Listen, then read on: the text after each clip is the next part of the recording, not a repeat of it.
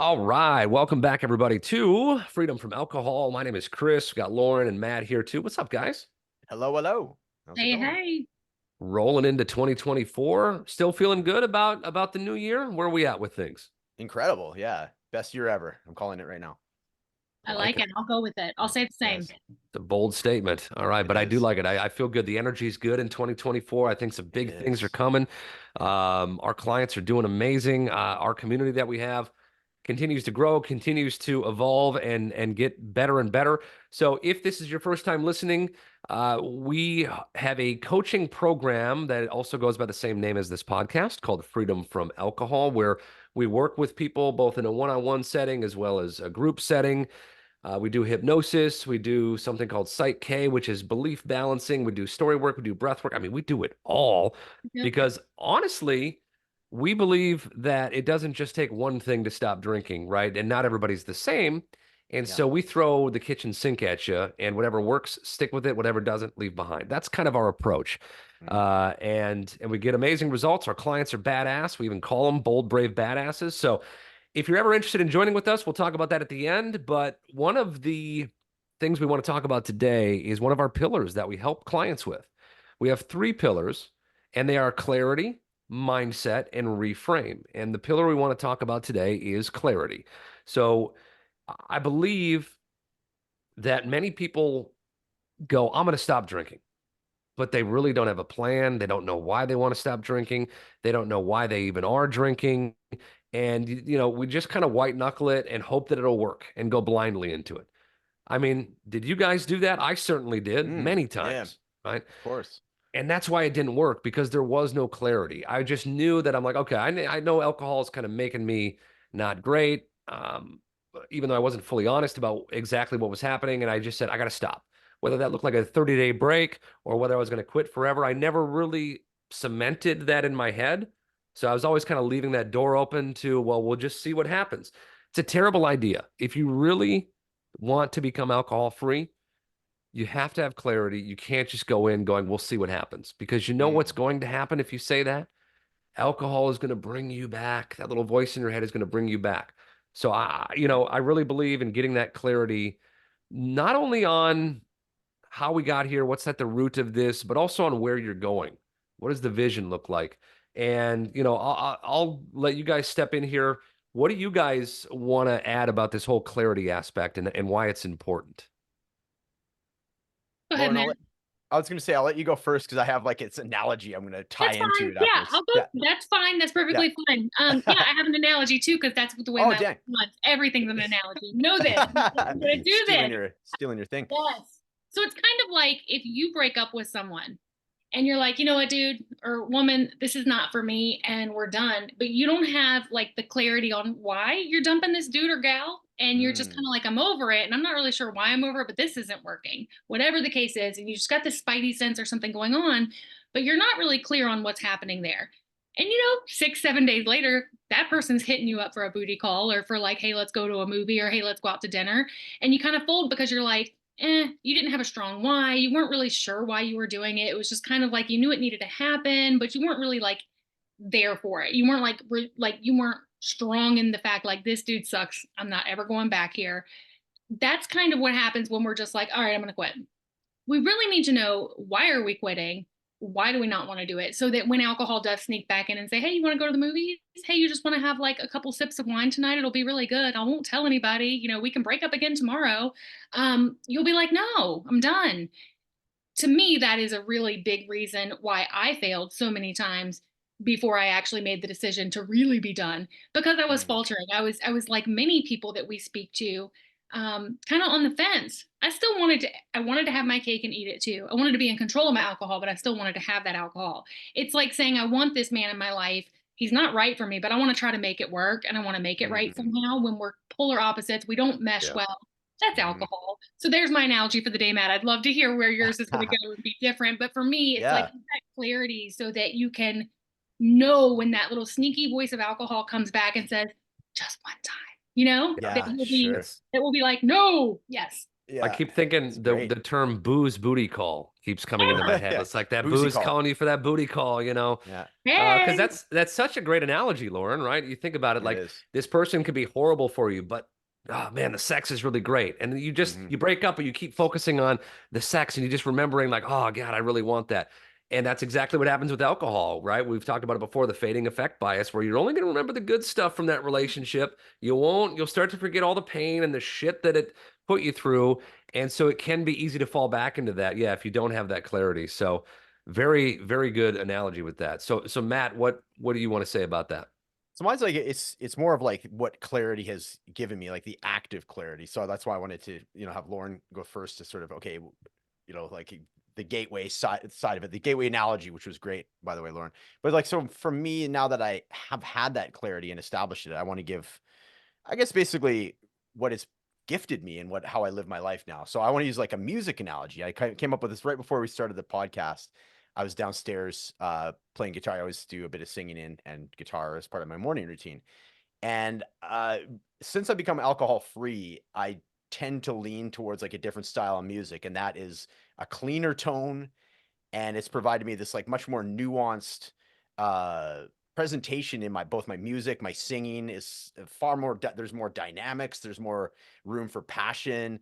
It's like a whole three-dimensional world that I had created that I just did not have beforehand. So I've likened alcohol to like this distortion, like the like 90s grunge distortion pedals, Yeah. Nirvana that would have, and that's how I used to play music too. And of course, that's when I was drinking. So it's interesting for me to look at that as sort of this analogy that like this distortion that I had on my guitar, it was loud, it was brash, it was like the distortion kind of washed out any like mistakes that I would make, which was a sort of a blessing. So it was like this, I didn't necessarily have to be at my best a lot of the time. So it was very much an analogy for my drinking versus now I've chosen to sort of walk through that door and get this clarity.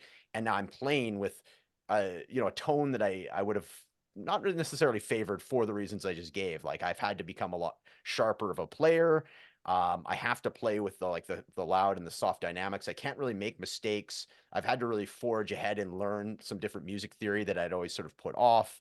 And my singing voice is, I'd say, like 10 times better than it was before, because I was almost yell singing before to kind of, you know, top up on top of that like distorted guitar that I had.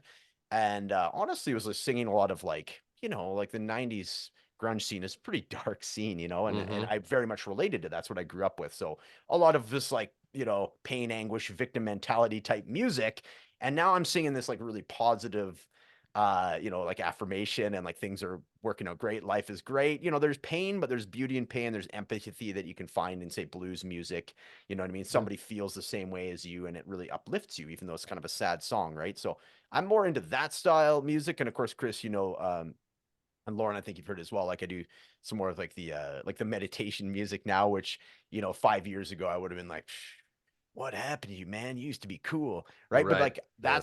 that's how I feel, and that's what clarity has presented me, is this whole new, to me, a much more three-dimensional way of living, being, thinking, acting, and it's really upped my, playing and performance levels as a result as well. Yeah. No, that's awesome. Yeah. And I think a lot of times we don't even recognize like the music we listen to, the stuff that we're inputting into our brain does have an effect on our lives.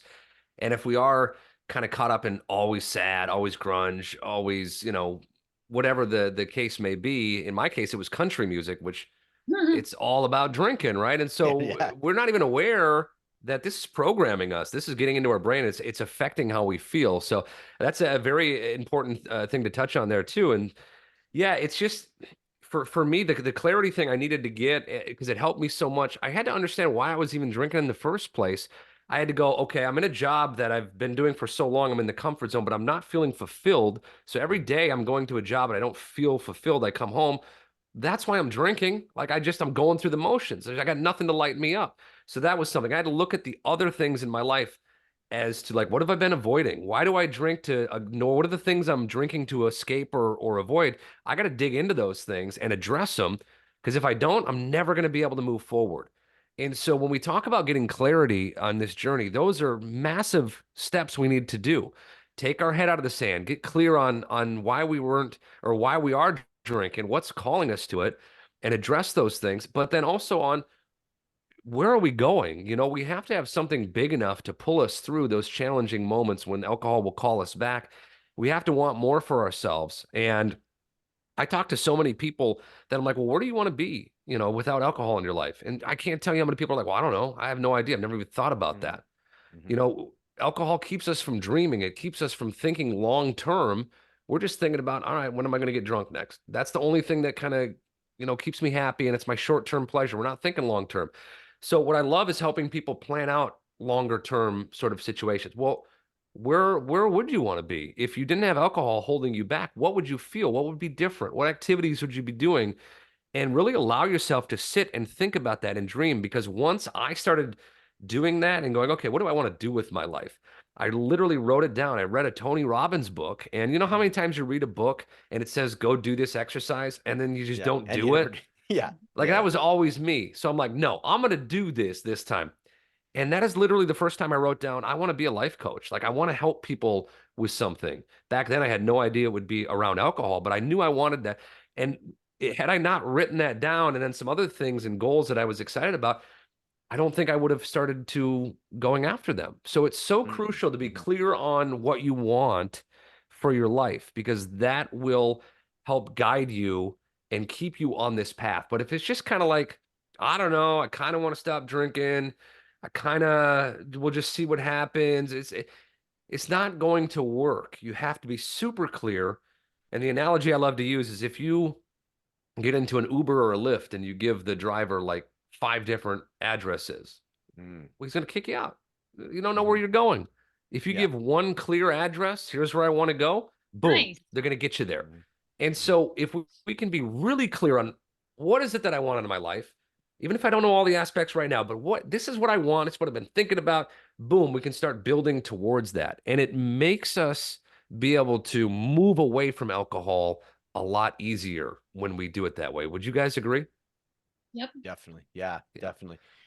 One thing Yeah. that you mentioned too, Chris, and I know it's part of your story, is like just being open to that. I think there's like a fear that is what's on the other side of that. Like, what kind of person will I show up to be? Like, you and I both have Yes. somewhat of a parallel as far as, 20 plus years in previous careers. Yep. And for me, I'm not sure if it was the same for you, and I'm interested to hear your take, but as soon as I removed alcohol the second time here, that's when I started asking those questions. I'm like, you know what? I'm actually not like I had this feeling that I'd just been numbing for probably the past 2, 3 years leading up to that. I had this feeling and I just wasn't investigating and I kept drinking it away. And as soon as I exposed it, there was nowhere for it to go. I just started really kind of festering until I acted on it. And that's when I did something similar to you, where I just took a leave of absence from work. I'm like, this isn't what I want to be doing anymore. And Mm-hmm. it was I was, numbing that for years. I was like, no, no, let's just, yeah, I can do this for another 15 years or 20 years. It's all good. I got this, and it was just this cycle that was being perpetuated by drinking. And as soon as it was removed, yes, it was scary, but it was actually a lot more exciting Mm-hmm. to investigate that feeling. So yeah, what was it like for you, like to make that change? Yeah, I mean, you talk about that. My identity had been wrapped up into this vision of I'm the party guy, I'm the fun guy who drinks, and I'm on the radio. And if I don't have either of those things, well, then who the hell am I? You Mm-hmm. know, it had become such a big part of me. My previous career was on the radio, and I loved it. I did it for 22 years. But the thought of not doing that, are people going to like me? They're going, oh, he's not cool because he's not on the radio anymore. And if I don't drink, well, then what kind of person am I? All these fears, yeah, absolutely were encompassing me. And it's funny as you were talking, what something came up to me that I remember. So I read another book, Mark Manson. It's The Subtle Art of Not Giving a Fuck. Mm-hmm. Great book. Highly recommend Yes. that. And Yes. while reading that book, the first chapter, it made me go, I'm going to go take a vacation, a solo vacation. I need to do this. And I'd always wanted to go to visit San Diego. So I literally booked the flight for 2 days later, went to San Diego on my own. I could work from home at that time. I was working for Apple. And so I was like, I'm just going to do it. I'm not going to overthink. I'm going to do it. Mm. And I remember being on that trip. And first thing I did was go to the liquor store to stock up on beer for my hotel room. Hmm. And literally that trip, all I did for 3 days was sit in my hotel room and drink. What a waste. And Oh I my just God. and I think I went to the beach once to go, oh, I did. But then I bought a $20 margarita and sat there and drank it. You know, it was, and I'm just sitting there that trip going, this is not who I am. Right. I'm in San Diego and all I want to do is sit in a hotel room depressed and drink. No, Yeah. something's wrong here. Yeah. And Yeah. that was one of the first moments where it triggered something in me to go, we got to do something about this. You keep talking about it, Mm. but you just keep doing the same thing. Here you are again. And that was kind of the first time I remember having a little bit of like a slap in the face moment. Mm. And that's what kind of got the ball rolling. And I started getting clear on some of these other things. When I got back, I started looking at all this sort of like, what am I doing? Why am I doing this? And once I started doing that, it helped me then make the decision to go, okay, alcohol is the problem. If I can get alcohol out, Mm. everything else will improve. So Mm. yeah, it's just really a good discussion, guys. I love Yeah. that, we're talking about this because there's got to be people listening to us right now having light bulb moments, I hope, right? Definitely. Yeah. Yeah. It's got to be for sure. It's one of the pillars for a reason, right? And clarity, just living with clarity. And that's kind of what my presentation was in this particular podcast. So like living with it is just such a game changer, right? Like I felt like if I were to A, B, the old me versus who I am now, it was like this, sketch, black and white kind of coloring outside the lines with me drinking. And now I have this like beautiful 3-dimensional full color, you Yeah. know what I mean? Sculpture that I work with every day, as opposed to this sort of 2-dimensional black and white that I had before. Yeah. No doubt. Wow. Yeah. And yeah, when you're a drinker, I was always looking for problems. I was focusing on what's wrong with my life, what's wrong with the world. And when you get clarity, you can start changing that to what's right with my life. What do I love about Mm, it? What yeah. do I want to be different? And if you're listening and you're drinking, first of all, we understand all three of us have been there and we know what a dark place that is. And if you don't have any clarity, it's going to be hard to then move forward. So please get clarity, however that looks like for you. Again, we work with people in our coaching program, and that is one of the pillars, right? We get clear on your whys, on where we're going. We help you build out your ideal life. And I think it makes a world of difference, right? It has in all of our lives and it has with our clients too. So if you're interested in working with us, go to coachbykris.com, fill out the questionnaire there to apply for coaching with us. Also, make sure you join our Facebook group, the same name, Freedom from Alcohol. Wonderful community in there. And is there anything else? Am I missing anything, guys? Yeah. Just No, give I us don't think so. the old 5-star and the and the review for Apple Podcasts is brilliant. Really helps us get our name out there. Really does help. So much appreciated.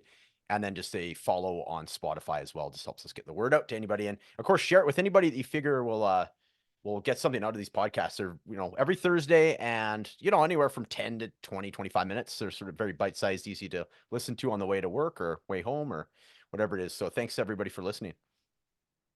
Yeah, Yeah. absolutely. So I was just going to wrap it up real quick because we all had a different take on clarity, right? So what I wrote down in my notes, just to kind of wrap it up nicely and put a little bow around it for everybody, clarity on what do I want? Clarity on what do I not want? What I don't want is another trip to San Diego stuck in a hotel room. Because I'll tell you, I was sober the last 2 times I went solo to San Diego, and it was amazing, like Yeah. amazing. And I'm glad I didn't travel all the way from Ohio to California while I was still drinking, because I would have done the same exact thing. And I probably wouldn't have seen the beach at all because I would have been hungover or drunk. Yeah. So clarity on what do I want? What do I not want?